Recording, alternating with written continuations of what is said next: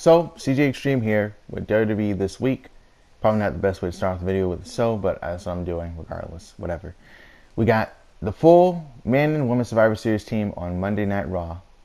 Alexa Bliss reveals that her team will be Nia Jax, Tamina, Ruby Riott, Mickie James, and Natalya. Despite having a match in the main event with Bayley and Sasha, and we're like, oh yeah, we finally get Bayley and Sasha, but then it's like, nope, psych, they don't get to be in the matchup. And I mean, I guess since Alexa's the one picking the team, she doesn't want Sasha or Bayley. Now, the weird thing about having Sasha and Bayley fight and then not letting them be on the team, they're both former Raw Women's Champions. Why would you not want them to be on your team? I guess because she doesn't like them. And I guess that bias might cost the Raw Women's team. And I guess that might get Alexa in some trouble. I don't know where they're going to go with that, really. Regardless, we also have the Men's Survivor Series team being brought forth. We have Finn Balor after defeating Dolph Ziggler. Stephanie adds into the team. Bobby Lashley defeats Elias. I don't know what Elias is going to do at Survivor Series, but I guess we'll figure that out. So now we have Bobby Lashley, Finn Balor, Braun Strowman, Drew McIntyre, and Dolph Ziggler. Now, speaking of Braun Strowman, in the beginning of the show, I'm not doing everything in order, by the way. I'm just trying to get the small things out of the way to get to the bigger things. Braun Strowman is not allowed to touch Baron Corbin up until Survivor Series is over. So he will get a chance to fight Baron Corbin. But not only that, he also makes another demand with Stephanie, who allows him to make these demands and is just perfectly okay with everything he's doing. And he gets the Universal Championship match against Brock Lesnar. So I don't know when that match is going to be. He's not going to be at TLC, rumor has it. So I wonder if he's going to show up to the Royal Rumble. I don't know. I don't want Brock at Mania. Please no. Stop. Just let him go to Royal Rumble, lose championship, and then we'll focus on whatever we want to do for WrestleMania. Unrelated to Brock Lesnar. That would be cool. Something different this year or next year. Hopefully, but probably not going to happen. He's probably going to go anyway. Regardless, we move on. Seth Rollins and Dean Ambrose. Seth comes out. Corey Graves trying to interview him in preparation for Survivor Series, trying to build up to that with him and Shinsuke going at it. A dream match we didn't know we wanted, but we're going to get. And that's pretty cool. But Dean Ambrose comes up on the Titantron, and after Seth is like, I would just want answers from Dean. I'm focused on Raw right now. I'll be focused on Shinsuke at Survivor Series, but tonight is Monday Night Raw. I want to focus on what's going on Raw.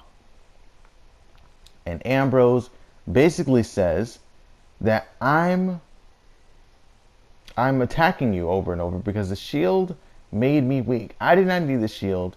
The Shield needed me. And I guess it's kind of true. If Dean's not there, it's not really the Shield without Dean being there. So I guess that's a fair statement. Plus, when he wasn't with the Shield, he was WWE Champion. When he wasn't with the Shield, he was the Intercontinental Champion. When he was United States Champion, granted, but that's the only thing he did. He did a lot more when he wasn't with them. So I guess that's a fair statement. Doesn't really explain why he's attacking Seth over and over, so I guess we'll probably get to that. Why all the attacks? Why coming out and just hitting him with the dirty deeds over and over? If he doesn't want his championship, as he said on the house show, he didn't want his championship, so does he think Seth's selfish? He thinks Seth was going to turn on him, so he turned on him first? We'll find out, I guess.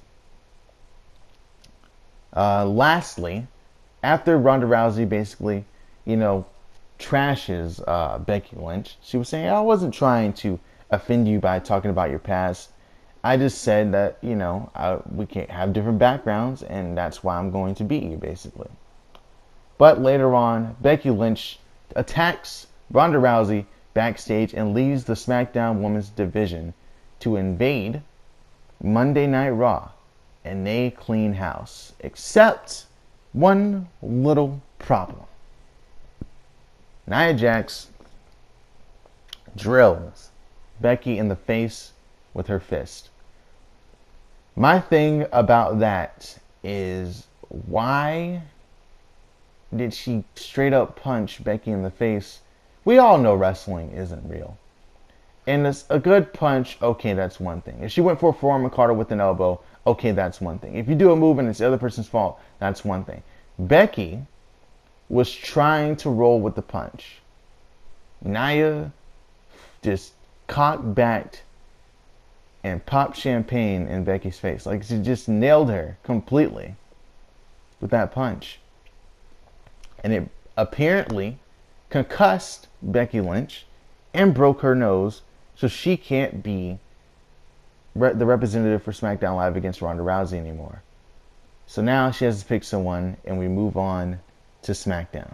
It was a good segment. I enjoyed it, aside from the fact that Becky got injured. I was really looking forward to Becky versus Ronda. But if this leads into WrestleMania, I'm fine with that too.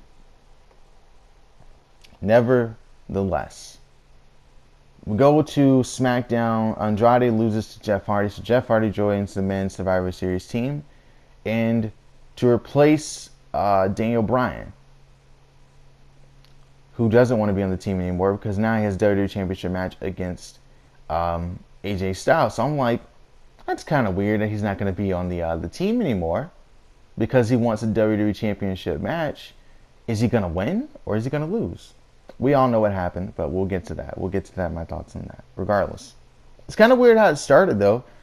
Daniel Bryan seems to be going kind of crazy. He was kind of upset. Why did you say my name and blah blah blah? And it's just like, why are you upset that he said your name? All he did was say that you're one of the best wrestlers and then said your name.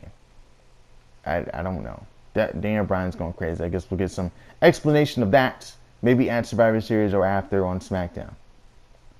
The Miz wants to get rid of all of anything that has to do with Daniel Bryan. So he wants to get rid of Mysterio, where Mysterio beats him in a matchup. Seth Rollins, or actually Shinsuke Nakamura says that Seth Rollins broke his heart because he's not focusing on him. So he says he's going to fix that problem with a knee to the face, basically. He's going to take Seth Rollins out back. The New Day versus The Bar happens. It's a good tag team matchup. Pretty much all the tag teams on SmackDown Live are going to be on the Survivor Series tag team matchup. You have both the teams on both sides or whatever. That's what they're doing. So The Bar, the New Day, by the way, going at it, and The Bar end up winning with the Big Show. Big Show drills Kofi Kingston in midair with a knockout punch. It was a fun matchup. I liked it. And The Bar wins. So I guess, building momentum. That's fine. But I think they did a 6-man tag here to kind of protect the New Day. Because perhaps after Survivor Series, there's going to be a WWE Tag Team Championship matchup on SmackDown. Perhaps. Or leading into another pay-per-view. I don't know. Becky Lynch chooses her replacement. She chooses Charlotte. The crowd wanted Asuka. I wanted Asuka. But we got Charlotte. And I'm fine with Charlotte because Charlotte had the second most, cheers or whatever. And plus, Charlotte versus Ronda should be pretty damn dope. So let's go. Let's see what happens. So we have them hug, which was really weird. But I guess that means Becky's going to come back as a babyface. And I guess that was just like, I was just upset. Not because it was supposed to be like, oh, I hate this guy or anything like that. It was just supposed to be, well, this guy is, or this girl, she had the title and that's what I wanted. So, it was just business. I guess is what they're trying to get at. I don't know. Then Daniel Bryan beats AJ Styles for the WWE Championship after hitting him with a low blow and then hitting him with the bukkake knee, if you want to call it that.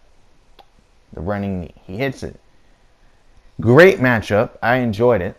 I was just surprised to see Daniel Bryan win this match. And now he's going to face Brock Lesnar. And I'm excited for the matchup. The problem with having this match is just like, it was so sudden, so I got to change my freaking prediction. And I don't think Daniel Bryan is going to beat Brock Lesnar, even though I want him to win. I don't think he will win. And I don't think Charlotte's going to beat Ronda. But I could see Daniel Bryan beating Brock Lesnar. I could definitely see it if he cheats. That'd be fine. Because it protects Brock Lesnar, and Daniel Bryan just won the championship. You can't just win the championship and then immediately lose to Brock. I don't know. It's a weird position that they have this for. They have Daniel Bryan in. And I doubt he explained his actions because they have a video here on WWE's YouTube channel It's only 30 seconds long. I don't think he explained anything. So, we'll move on. I'm going to focus on NXT UK. So, it is announced that the Women's UK Championship has a tournament for 8 participants, and the matches will begin in the next episode that I'll talk about as well. We also have Tyler Bate defeat James Drake, who will be important later on. We have Wolfgang defeat Ashton Smith to kind of put to bed the rivalry between Ashton Smith, Mark Andrews, and Flash Morgan Webster against Wolfgang and the Coffee Brothers. Guess kind of put that one to bed. Not a lot happened on that episode. And we also had Jordan Devlin call out El Ligero, so that's a little rivalry going on as well. Then we have the next episode. Dakota Kai defeats Nina Samuels, and Jenny defeats Millie McKenzie, who apparently is 18. Damn, pretty damn young. But I didn't really expect her to win the matchup because they kind of introduced Jenny last week, so I feel like Jenny was going to be the one to win.